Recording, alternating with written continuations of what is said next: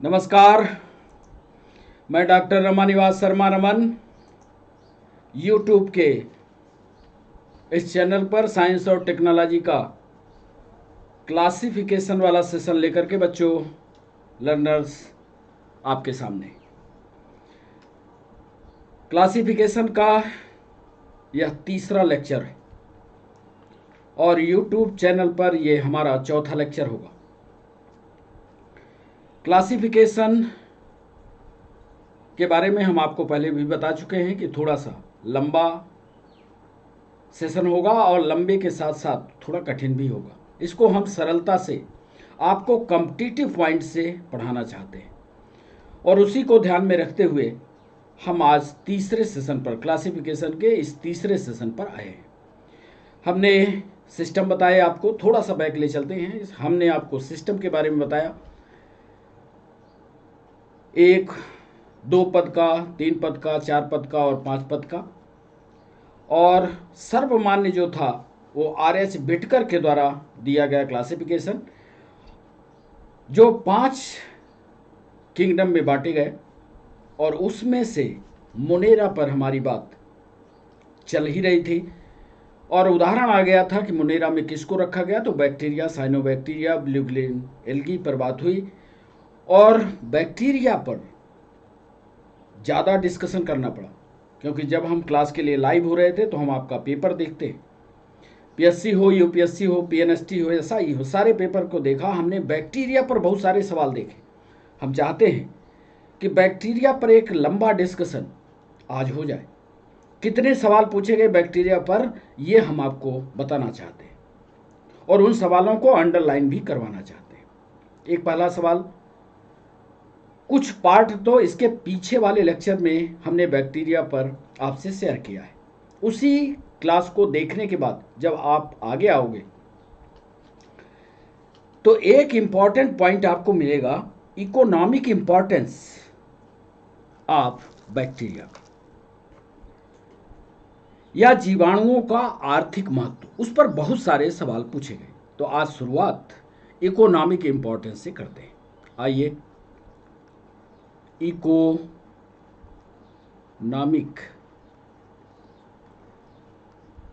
Importance of bacteria, इस पर कितने सवाल पूछे गए, इनका पूरा लेखा जोखा लेकर के हम आपके सामने आए। कंपटीशन के पूरे सभी परीक्षाओं को जैसे हमने आपसे चर्चा की, तो बैक्टीरिया को जैसे एक एमपीएसआई में सवाल पूछा गया कि सिरका उद्योग में कौन से बैक्टीरिया का इस्तेमाल होता है। अब ये बैक्टीरिया का नाम तो हमें पता करना पड़ेगा। यहीं से हम पूरे लेसन की या इस सेशन की शुरुआत करते हैं। हम लिखते हैं पहली लाइन, उसको जरा गंभीरता से आप भी इसी तरह के नोट्स बनाइएगा कि जीवाणु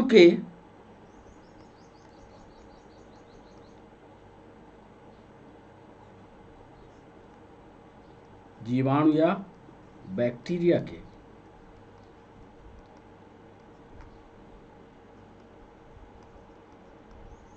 कुछ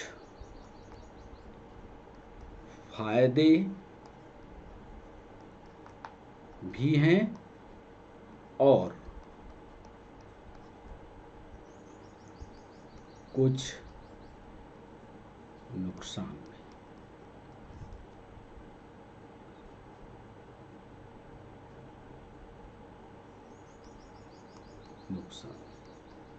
इस तरह से आप नोट्स जब बनाएंगे तो सारे सवालों का जवाब एक क्रम से आपके पास आता रहेगा। अब सबसे पहले हम बात करते हैं बेनिफिशियल बैक्टीरिया की। चलिए, फायदे के बैक्टीरिया कौन कौन से, उनकी एक लिस्ट बनाते हैं और जो महत्वपूर्ण सवाल पूछे जाते हैं कॉम्पिटिटिव एग्जाम में उनकी एक लिस्ट तैयार करते हैं। तो बेनिफिशियल बैक्टीरिया में सबसे पहला एक बैक्टीरिया का नाम एसिटो, ध्यान से लिखिएगा, एसिटोबैक्टर एसिटोबैक्टर एसिटी,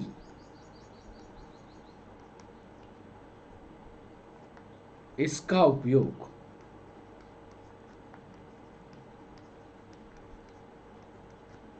सिरका उद्योग में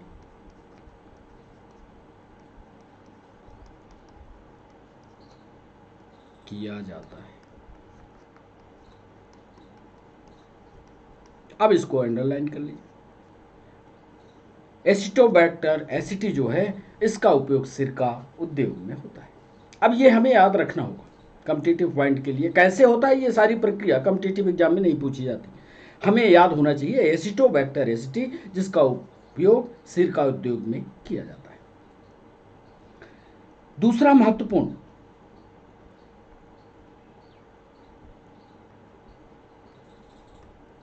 आपने नाम सुना होगा नाइट्रीफाइंग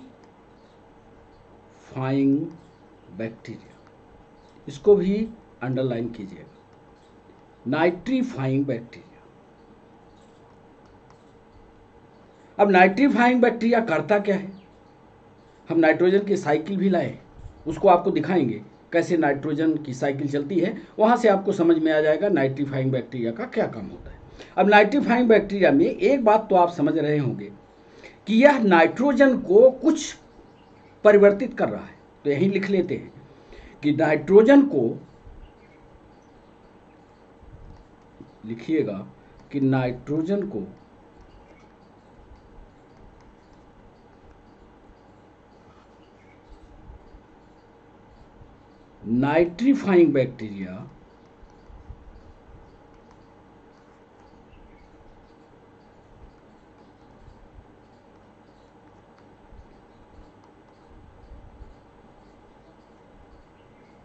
नाइट्रीफाइंग बैक्टीरिया मिट्टी में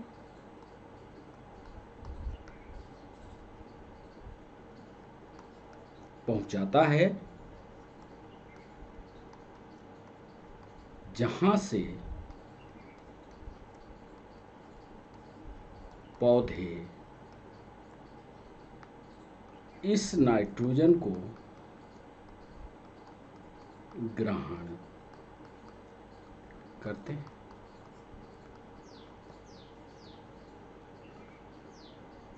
अब यहीं पर हम ऑब्जेक्टिव में जो सवाल पूछे जाते हैं उसका भी कारण बता दें। उसने पूछा था नाइट्रीफाइंग बैक्टीरिया कौन कौन से, इसकी भी एक जानकारी हमारे पास होनी चाहिए। तो यदि हम इसकी जानकारी लेना चाहें या नाइट्रीफाइंग बैक्टीरिया कौन कौन से हैं, तो यही लिख लीजिएगा नंबर 1 में एजिटोबैक्टर।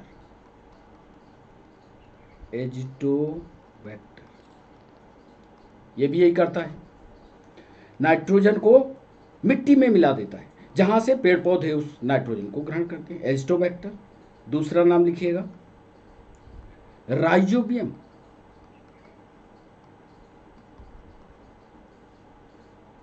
और एक और तीसरा नाम भी लिखिएगा, तीसरा नाम है नाइट्रोमोनास।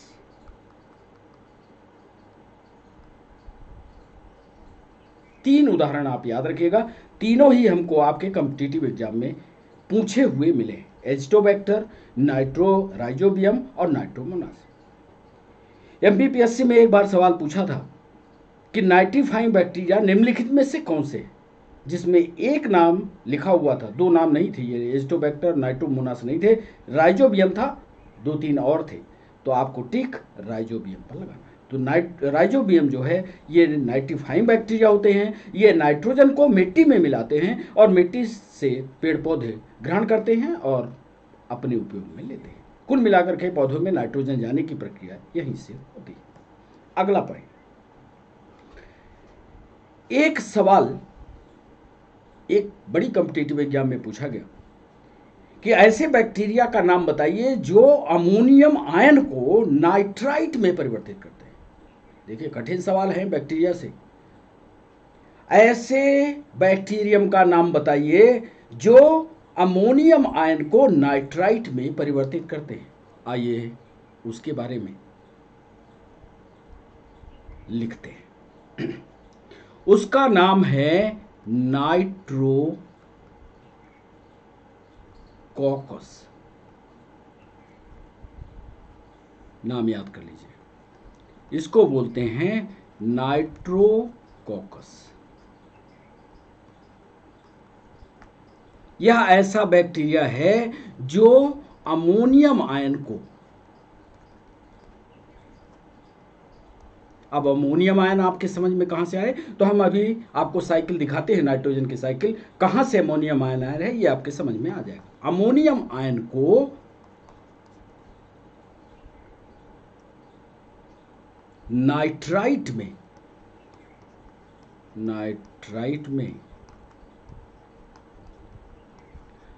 परिवर्तित करते हैं। अब बच्चों, ये नाइट्राइट कहां जाएगा? मिट्टी में जाएगा, और मिट्टी में जाएगा तो उस भूमि की उर्वरता में नाइट्राइट बनेगा, नाइट्राइट फिर पेड़ पौधों के द्वारा लिया जाएगा। तो ये बैक्टीरिया नाइट्रोकॉकस, ये बैक्टीरिया अमोनियम आयन को नाइट्राइट में परिवर्तित करते हैं। इसके अलावा बैक्टीरिया के और फायदे, चौथा फायदा देखिए, यदि बैक्टीरिया न होता तो यहां सड़ने गलने की प्रक्रिया न होती। मान लीजिए कोई पेड़ पौधा गिर गया, सड़ गया, मर गया, या कोई जीव मर गया, तो उसको सड़ाने के लिए बैक्टीरिया का होना जरूरी है, नहीं ये पूरी दुनिया जो है गंध से भर जाएगी। तो ये बैक्टीरिया जो होते हैं, ये भी नोट करिएगा कि बैक्टीरिया स्कैवेंजर्स के रूप में, स्कैवेंजर्स के रूप में भी उपयोगी है। ये भी लिख लीजिएगा, मृत शरीर या मृत पौधों को सड़ाकर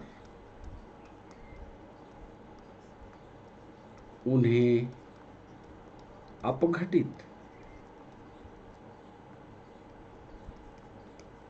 करने की जिम्मेदारी इन्हीं की होती है।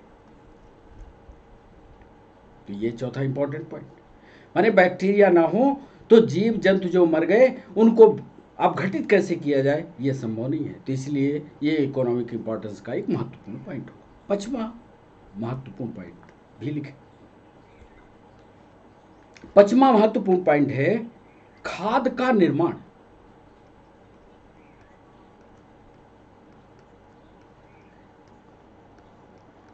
खाद का निर्माण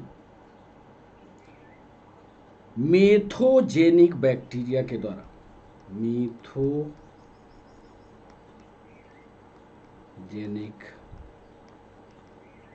बैक्टीरिया के द्वारा किया जाता है। अब इसको अंडरलाइन रखिए, मेथोजेनिक बैक्टीरिया। छठवां और इंपॉर्टेंस का अंतिम पॉइंट, अमोनीकरण जीवाणु।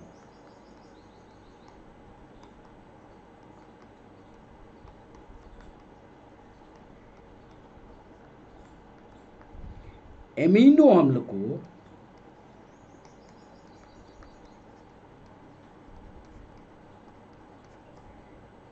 अमोनिया में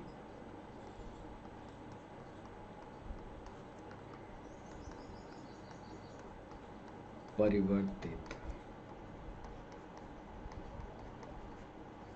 कर देते हैं। तो ये इंपॉर्टेंट पॉइंट आपके कंपटीशन के लिए बहुत इंपॉर्टेंट है, इनकी जानकारी आपको होनी चाहिए। क्लासिफिकेशन के समय हमने बैक्टीरिया के बारे में पूरी जानकारी इसलिए दे दी कि आपको अलग से बैक्टीरिया को फिर पढ़ने की जरूरत नहीं होगी। तो आप ये मत मानिए कि क्लासिफिकेशन का चैप्टर लंबा जा रहा है। हम यहाँ चाहते तो उदाहरण दे करके चैप्टर को समाप्त करते और अगले क्लासिफिकेशन के इंपॉर्टेंट पॉइंट यानी प्रोटिस्टा पर पहुंचते, पर जो सवाल बैक्टीरिया से जुड़े हुए आए थे उन सारे सवालों का जवाब हमने इसी चैप्टर पर देने की कोशिश की। तो अमोनीकरण जीवाणु, इनका काम क्या होगा, जितने भी अमोनीफाइड बैक्टीरिया होंगे उनका काम होगा अमोनिया को अमोनिया में परिवर्तित करना। खाद के निर्माण में मिथोजेनिक बैक्टीरिया का काम, बैक्टीरिया स्कैवेंजर्स के रूप में, और नाइट्रोकोकस अमोनियम आयन को नाइट्राइट में परिवर्तित करते हैं। तो एक सेटअप में पूरी की पूरी जानकारी कॉम्पिटिटिव आपको मिल जाएगी। अब चलें इसकी हम बात कर लेते हैं नुकसान। और नुकसान पर चलने से पहले हम आपको ये बताना चाहते हैं कि कैसे नाइट्रिफिकेशन की प्रक्रिया होती है, डीनाइट्रिफिकेशन होता है, नाइट्रीफाइंग बैक्टीरिया कैसे काम करते हैं, उसके लिए हमने नाइट्रोजन साइकिल बनाई और इसको आपको दिखाने की ये कोशिश। देखिए, इसमें कुल मिलाकर के पृथ्वी पर नाइट्रोजन कैसे आती है।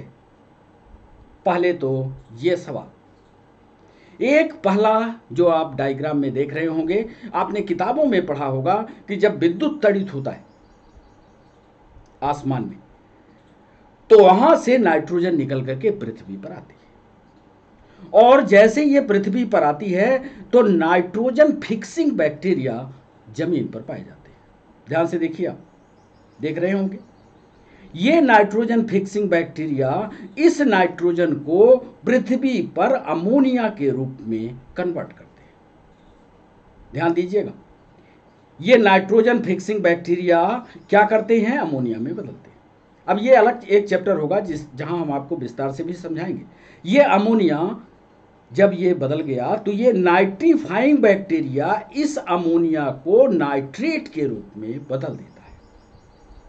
अब नाइट्रेट जब बदल गया, ये दूसरा स्टेप जहां आप देख रहे होंगे, ये नाइट्रेट में बदला, और ये नाइट्रेट एसिमिलेट हो जाता है पृथ्वी, और यही नाइट्रेट इन पेड़ पौधों के द्वारा ग्रहण कर लिया जाता है।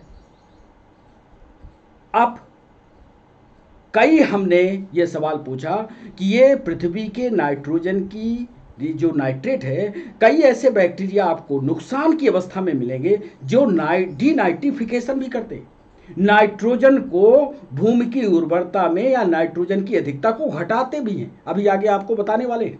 तो वो बैक्टीरिया कहलाते हैं डीनाइट्रिफिकेशन बैक्टीरिया। तो ये नाइट्रोजन को जो नाइट्राइट के रूप में है, ये डीनाइट्रीफाइंग बैक्टीरिया डीनाइट्रिफिकेशन की प्रक्रिया के द्वारा इसको नाइट्रोजन में बदल देते हैं, और यही नाइट्रोजन हमारे वायुमंडल में चली जाती है। तो ये साइकिल जो आपको दिखा रही है, ये पूरी की पूरी साइकिल, ये साइकिल सिर्फ ये दिखा रही है कि नाइट्रोजन कैसे नाइट्रोजन फिक्सिंग बैक्टीरिया के द्वारा अमोनिया में, अमोनिया फिर इसको नाइट्राइट में, और फिर नाइट्राइट कैसे नाइट्रोजन में कन्वर्ट हो गया और कैसे पेड़ पौधों तक पहुंचा। सिर्फ इतनी ही जानकारी रखिएगा अभी नाइट्रोजन साइकिल के बारे में। आगे हम विस्तार से पूरी नाइट्रोजन साइकिल पर विस्तार पूर्वक चर्चा आपसे करेंगे। तो चलिए, हमने आपसे नुकसान की बात कही कि नाइट्रोजन, ये जो बैक्टीरिया होते हैं इनके नुकसान क्या हैं, अब उस पर बात करें। आइए नुकसान पर बात करते हैं।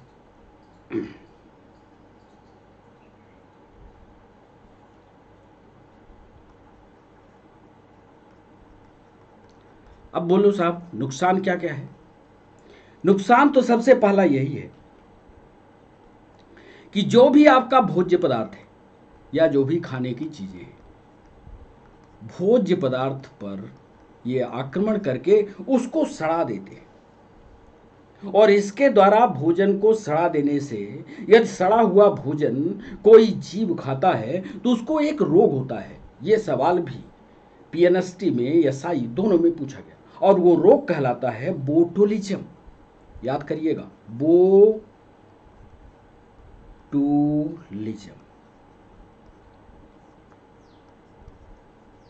इसको फैलाने वाले बैक्टीरिया का नाम क्या है, भोज्य पदार्थ पर बोटुलिज्म। यदि गंदा भोज्य पदार्थ या बैक्टीरिया के द्वारा इन्फेक्टेड भोज्य पदार्थ कोई भी मनुष्य खाता है तो उसको बोटुलिज्म नामक रोग होता है, पहली बात। और इसको फैलाता कौन है, पहले तो ये समझ लें, भोज्य पदार्थ में एक बैक्टीरिया पहुंचता है, उसका नाम है क्लोस्ट्रोडियम बोटुलिनम। क्लोस्ट्रीडियम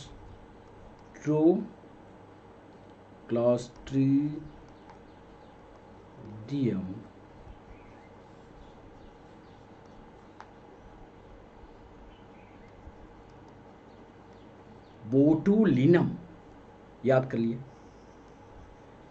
ये फैलाता है, भोज्य पदार्थ को सड़ाता है या उसको नुकसान करता है। मान लीजिए कोई आदमी खाया तो बोtulism नामक बीमारी होगी। अब इस रोग की जानकारी हम अगले चैप्टर में आपको देंगे कि कैसे ये रोग होता है, कैसे ये आइडेंटिफाई होता है। सिर्फ बैक्टीरिया में आप इसका नाम याद रखिएगा, क्लोस्ट्रीडियम बोtulism, और जो बोtulism नामक रोग मनुष्य में उत्पन्न करता है। एक और दूसरा थायोबैसिलस, नाम अच्छे से लिखिएगा, थायोबैसिलस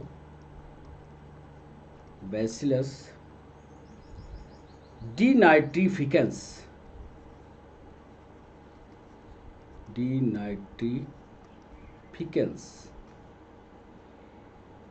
ये पता है क्या करता है? ये नुकसान ये करता है कि भूमि में जो नाइट्रेट है, जो अभी उदाहरण पीछे बताए, भूमि के नाइट्रेट को क्या करता है? नाइट्रोजन में परिवर्तित कर देता है।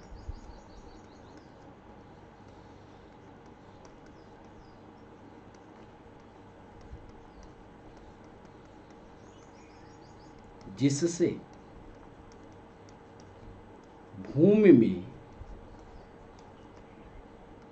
नाइट्रोजन की कमी हो जाती है। बड़े इंपॉर्टेंट सवाल है, हर सवाल पर आपकी नज़र बनी रहनी चाहिए। माना ये कठिन सवाल है, पर कठिन सवाल ही परीक्षा में आते हैं। सरल सवालों से बचिएगा, कठिन सवालों को सोचिएगा। तो थायोबैसिलस डिनाइट्रिफिकेंस भूमि के नाइट्रेट को, और ये डिनाइट्रीफाइंग बैक्टीरिया कहलाते हैं। जरा इस पीछे वाले चित्र का अनुसरण कीजिए, ये देखिए, ये नाइट्राइट है या नाइट्रेट है। ये नाइट्राइट मिट्टी में घुला हुआ है, यहीं पर ये डिनाइट्रिफिकेशन बैक्टीरिया यानी ये थायोबैसिलस डिनाइट्रिफिकेंस भूमि के नाइट्रेट को बदलेगा, और इसमें आपने लिखा नाइट्रोजन की कमी हो जाती है, नाइट्रोजन में परिवर्तित करता है। देख लीजिए, ये देखिए, ये इसने डिनाइट्रिफिकेशन किया, नाइट्रोजन बदल गई। तीसरा एक यानी नाइट्रोजन कुल मिला करके वहां पर घटती है। आपको पता होगा कुछ ऐसे बैक्टीरिया भी हैं, ये भी बड़ा इंपॉर्टेंट पॉइंट है, जो मिट्टी में सल्फेट की मात्रा को घटाते हैं। क्या नाम जानते हैं उनका? और यह प्रक्रिया क्या कहलाती है? ध्यान से इसको लिखिएगा। सॉइल का यानी मिट्टी का, सॉइल का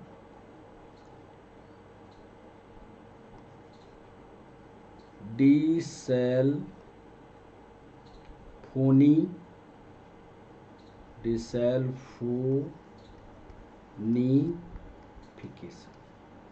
याद करिएगा, डिसल्फोनिफिकेशन या डिसल्फोनिफिकेशन। डिसल्फोनिफिकेशन की एक प्रक्रिया होती है जो बैक्टीरिया के द्वारा होती है, और ये करता क्या है? डिसल्फोनिफिकेशन की प्रक्रिया में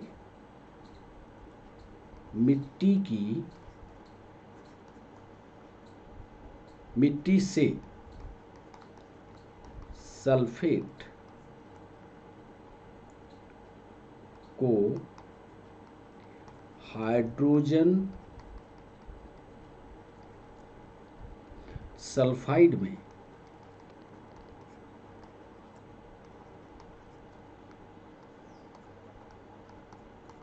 बदल देता है। अब इसका उदाहरण भी लिख लीजिए। उदाहरण थोड़ा बड़ा नाम का है, लिखिए।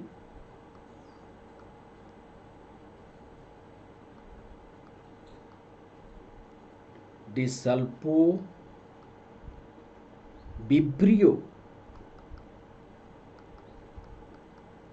ये बैक्टीरिया का एक प्रकार था।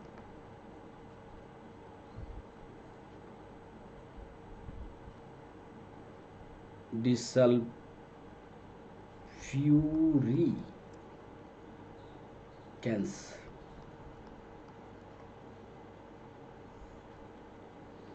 सल्फोविब्रियो डिसल्फ्यूरिकेंस, याद करिए, सल्फोविब्रियो डिसल्फ्यूरिकेंस, ये बैक्टीरिया का नाम याद करिएगा। जरूर परीक्षा में ये थोड़ा गहराई में पूछा गया तो ये सवाल पूछ सकता है। ये इससे सल्फेट जो है भूमि का खत्म होता है और इसमें सल्फेट को ये बैक्टीरिया हाइड्रोजन सल्फाइड में बदलता है और ये हाइड्रोजन सल्फाइड वातावरण में चली जाती है। तो ये प्रमुख मुद्दे थे। अब एक डिस्कशन, चूंकि बैक्टीरिया पर ही डिस्कशन है तो कई सवाल हमने जब बैक्टीरिया के इस मुनेरा को पढ़ रहे थे तो हमने देखा कि माइकोप्लाज्मा पर भी सवाल पूछे गए। तो माइकोप्लाज्मा पर पहले तो कुछ जानकारी आपको दे दें, फिर इसके बाद सवाल आपसे पूछते हैं। माइकोप्लाज्मा के बारे में कौन कौन से सवाल पूछे गए। माइकोप्लाज्मा, आपको भी इस पर उत्सुकता होगी कि माइकोप्लाज्मा आखिर है क्या।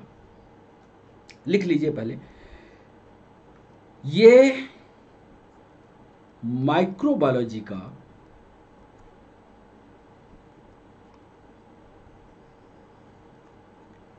जोकर है, सूक्ष्म जीव विज्ञान का जोकर भी इसको कहते हैं। पहला इंपॉर्टेंट पॉइंट, इसकी खोज किसने की, ये भी एक खोज करने वाले थे नोकार्ड और रस्कस,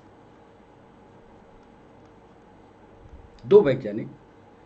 सन था 1898 इसकी खोज हुई। तीसरे, ये सबसे छोटी कोशिका, पीएससी में एक बार माइकोप्लाज्मा पर 10 नंबर का लिखने को आया है। तो ये सारी बातें आपको याद रहेंगी तो कॉम्पिटिटिव एग्जाम में चाहे पीएससी हो चाहे यूपीएससी हो आप लिख भी सकते हो अपनी भाषा में। सबसे छोटी कोशिका भित्तिहीन, यानी विदाउट सेल वॉल, माने कोशिका भित्ति नहीं होगी। नॉन मोटाइल, चल नहीं सकते, नॉन मोटाइल होंगे। और ये प्रारंभिक कोशिका होगी, प्रोकैरियोटिक होंगे। ये इसकी विशेषता। एक महत्वपूर्ण बात और आपको बता दें, आपको याद होगा कि वायरस में या तो डीएनए होता है या आरएनए होता है, लेकिन माइकोप्लाज्मा एक ऐसी कोशिका है, ऐसी सूक्ष्म कोशिका है जिसमें डीएनए और आरएनए दोनों होते हैं। याद कर लीजिए। और एक और महत्वपूर्ण पॉइंट कि इनको पीपी येलो के नाम से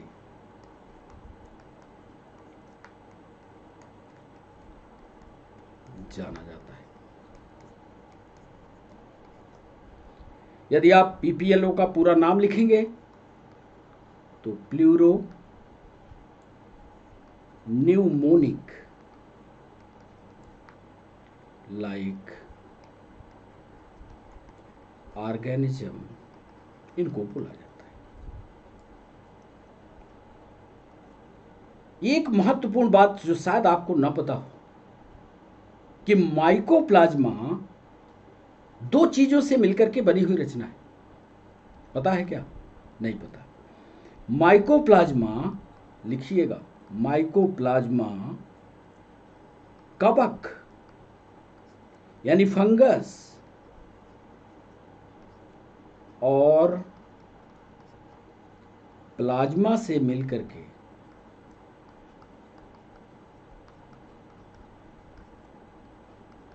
बनी हुई रचना होती है।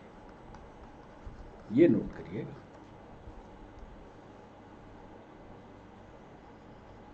अब एक सवाल, अभी हमने देखा कि एक सवाल कुछ साल पहले पूछा गया था कि माइकोप्लाज्मा को नाम किसने दिया।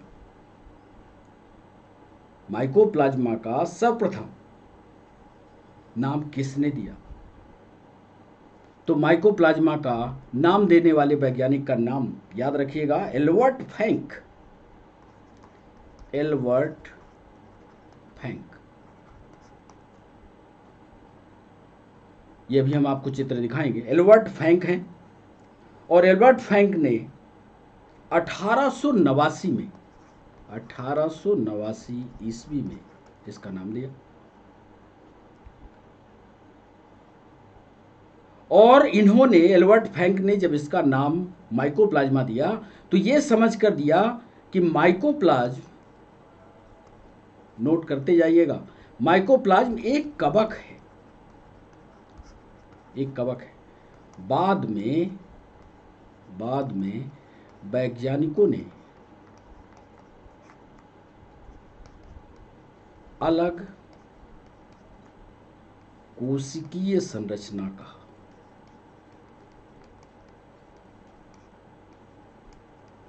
ये बड़ी इंपॉर्टेंट बातें हैं, इनको जरूर पढ़िएगा, ये बाद में। तो ये माइकोप्लाज्मा के बारे में इतनी जानकारी याद रखिएगा। माइकोप्लाज्मा की संरचना को जल्दी से हम आपको दिखा देते हैं। यह है माइकोप्लाज्मा। हमने कहा कोई कोशिका भित्ति नहीं, लिख दिया, there is no cell wall. बाकी सब ये देख लो, साइटोप्लाज्म यानी कोशिका द्रव्य। अब इतनी तो हिंदी जानते होगे आप, कोशिका द्रव्य है। आरएनए भी है, ये देखो, दोनों आरएनए है तो डीएनए है। इसके अंदर ये प्रोटीन के कण, ये देखो प्रोटीन के कण।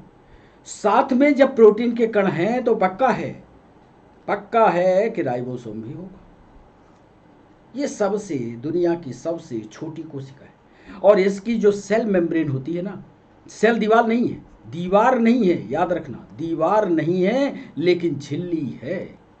और झिल्ली जो होती है, एक बार पीएससी ने पूछा था कितनी सेल मेम्ब्रेन होती है, याद रखिएगा 3 लेयर की होती है। मतलब 1 लेयर, 2 लेयर और तीसरी लेयर, 3 लेयर से बनी हुई ये मेम्ब्रेन होती है, जिसको माइकोप्लाज्मा कहते हैं। मान लीजिए आपके परीक्षा में इस पर लिखने के लिए आ जाए तो आप, हमारे ख्याल से आप बहुत बढ़िया लेख, 50 शब्दों का बहुत बढ़िया लिख पाओगे। चित्र बनाओगे, एक गोली आकार की रचना बनाओगे, तुरंत उसमें डीएनए बना दोगे, आरएनए को सॉल्वेबल कंडीशन में दिखा दोगे, ये देखो आरएनए। इसके अलावा कुछ आपको लिखना नहीं। उधर जितनी बातें हमने तथ्यात्मक लिखी हैं उतनी तथ्यात्मक बातों को लिखते हुए आगे कर दोगे। तो ये एक महत्वपूर्ण बिंदु था, ये भी हमने आपको बता दिया।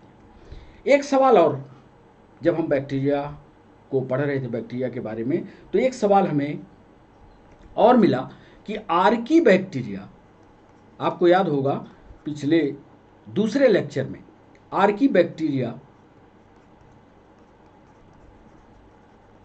और ट्रू बैक्टीरिया पर हमने बात की थी। आर्की का मतलब होता था पुराना बैक्टीरिया, आर्कियोलॉजी, पुरातत्व, वहीं से शब्द लिया गया आर्की बैक्टीरिया। तो आर्की बैक्टीरिया के बारे में जो सवाल पूछा गया वो पहले हम उत्तर बता दें, फिर आपको सवाल बताते हैं कि आर्की बैक्टीरिया जो होते हैं ये पुरातन जीवाणु हैं। पुरातन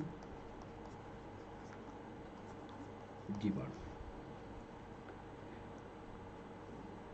दूसरी महत्वपूर्ण बात इनमें यह है कि ये प्रतिकूल परिस्थिति में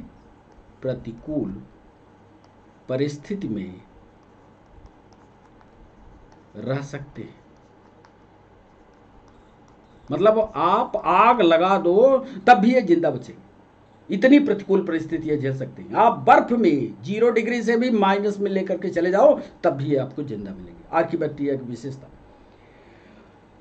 और सबसे बड़ी बात, आर्की बैक्टीरिया जो हम बताना चाहते थे, जो परीक्षा में पूछा गया था, वो 3 प्रकार के होते हैं।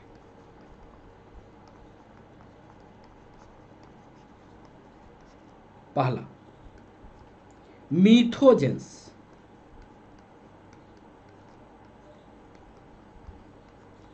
अंग्रेजी भी चाहो तो लिखते जाओ,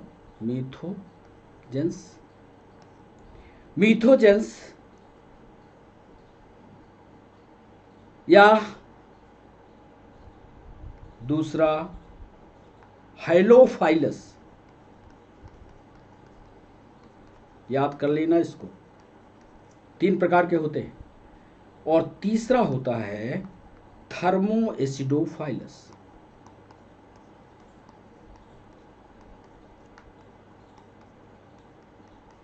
तीनों याद कर लेना। तीनों का उदाहरण भी बता देते हैं। 3 तरह के ये बैक्टीरिया होते हैं। मिथोजेंस कौन से होते हैं? मिथेनोबैक्टीरिया, जिसके बारे में हम लोगों ने पहले पढ़ा है, मिथेनोबैक्टीरिया। हेलोफाइलस का क्या उदाहरण होगा? हेलोबैक्टीरिया। बिल्कुल सरल है। और सेल्फोलोबस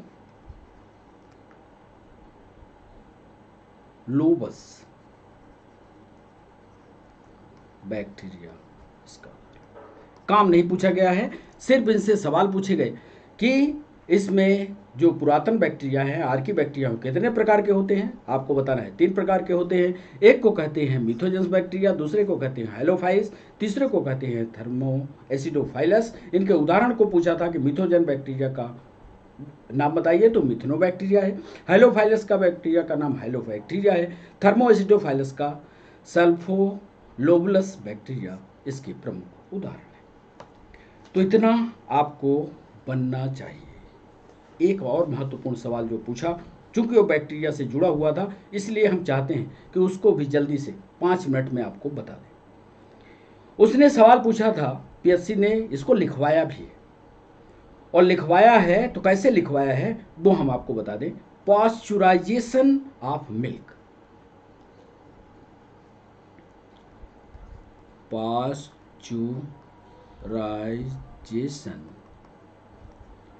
ऑफ मिल्क। मान लीजिए इस पर आपको 100 शब्द लिखना हो, कैसे आप लिखोगे? या इसको हिंदी में कहते हैं दूध का पास्चुरी। ये होता क्या है? तो फटाफट आप लिखते रहिए, पहले लिख लीजिए, फिर अब अभी तुरंत समझाते हैं। इसका भी एक चित्र लाए हैं, वो हम आपको दिखाएंगे। यह सिद्धांत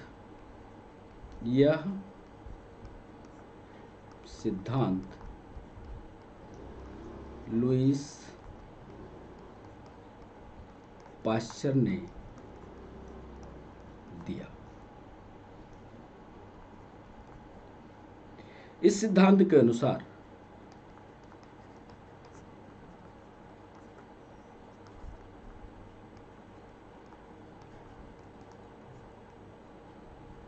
दूध को उसके बॉइलिंग पॉइंट मतलब उबलते हुए बिंदु से, बॉइलिंग पॉइंट से कम ताप पर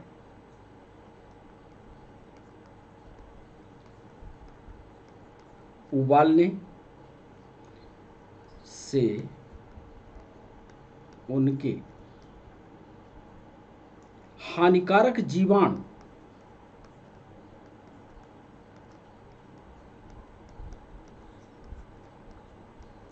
नष्ट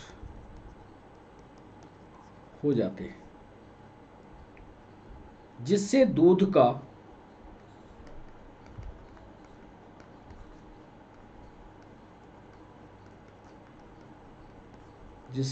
का स्वाद व गुण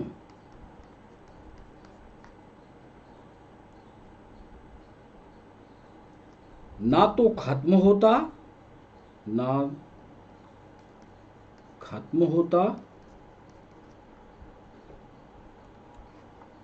और ना ही परिवर्तित होता।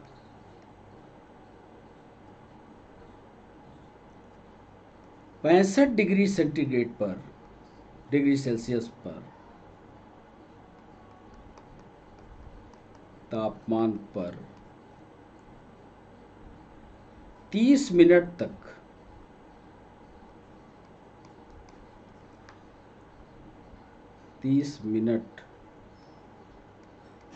तक दूध को पास्चुराइज किया जाता है। यह दो क्रियाओं से हो सकता है। इसमें इस सिद्धांत को लुईस पाश्चर ने बताया, बिल्कुल सही था। इसमें दूध की बॉइलिंग पॉइंट से कम टेम्परेचर पर इसको उबाला जाएगा और इससे हानिकारक जीवाणु तो नष्ट हो जाएंगे, लेकिन दूध के स्वाद और गुण में कोई परिवर्तन नहीं होगा। यही दूध का पाश्चुरीकरण है। दूध को 65 डिग्री सेंटीग्रेड पर 30 मिनट तक के लिए दूध को पाश्चुराइज किया जाता है। यह क्रिया 2 विधियों पर होती है। देखिए जरा चित्र में क्या किया, एक फ्रेश मिल्क लिया, ये देखिए गाय से निकला हुआ है ये दूध, फ्रेश मिल्क लिया गाय से निकला, और इसको हीटिंग सेक्शन में भेजा। ये देखिए दूध को जैसा हमने कहा 65 डिग्री पर गर्म किया, और जब 65 डिग्री पर यह गर्म हुआ तो इसको कूलिंग सेक्शन में भेज दिया। कूलिंग सेक्शन हमारा दूसरा स्टेप लगा हुआ था। कूलिंग सेक्शन में पूछा, दूध ठंडा हुआ और दूध को ठंडा होने के बाद पाश्चराइज मिल्क आउट होकर के बाहर आ गया, और ये जो पाश्चराइज मिल्क आया वैसा ही दूध था जैसे इस गाय के थन में था। और यह प्रक्रिया की खोज लुई पाश्चर ने की थी। इसको विस्तार से लिखने के लिए पीएससी भी पूछ चुका है, यूपीएससी भी पूछ चुका है।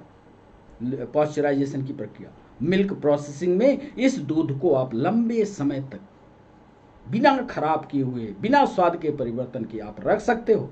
यही पाश्चराइजेशन की पूरी प्रक्रिया होती है। इसकी जो 2 विधियां हम आपको बता रहे हैं, वो 2 विधियां हम चाहते हैं कि उसको भी लिख दें। वो दूध विधियां में एक है, पहली कम ताप अधिक समय प्रक्रिया। अधिक समय प्रक्रिया एक तो ये है, कम ताप हो और उसको ठंडा करने की अधिक समय प्रक्रिया कर दिया जाए, समय अधिक लिया जाए। और दूसरा कह रहा है उच्च ताप और कम समय प्रक्रिया।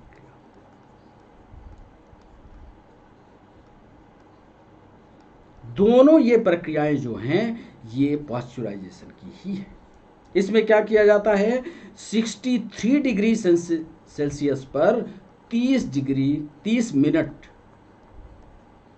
तक गर्म किया जाता है, उबाला जाता है, और फिर ताजा रहे उसके बाद उसको ठंडा किया जाता है। ठंडा किया जाता है तो दूध जो होता है वो ताजा रहता है। चलिए एक और है उच्च ताप कम समय। उच्च ताप पर क्या करते हैं, दूध को 77 डिग्री सेंटीग्रेड पर 77 डिग्री सेंटीग्रेड पर 15 मिनट तक, देखिए समय को घटा दिया, 15 मिनट तक गर्म किया और फिर एकदम ठंडा किया जाता है। याद रखिएगा, एकदम ठंडा किया जाता है। और एकदम ठंडा होने के बाद अधिक समय तक ये वाला जो दूध होता है अधिक समय तक, मतलब 1-2 दिन, ये मान लीजिए 2 दिन रह रहा तो ये 4 दिन, अधिक समय तक यथा स्थिति में सुरक्षित।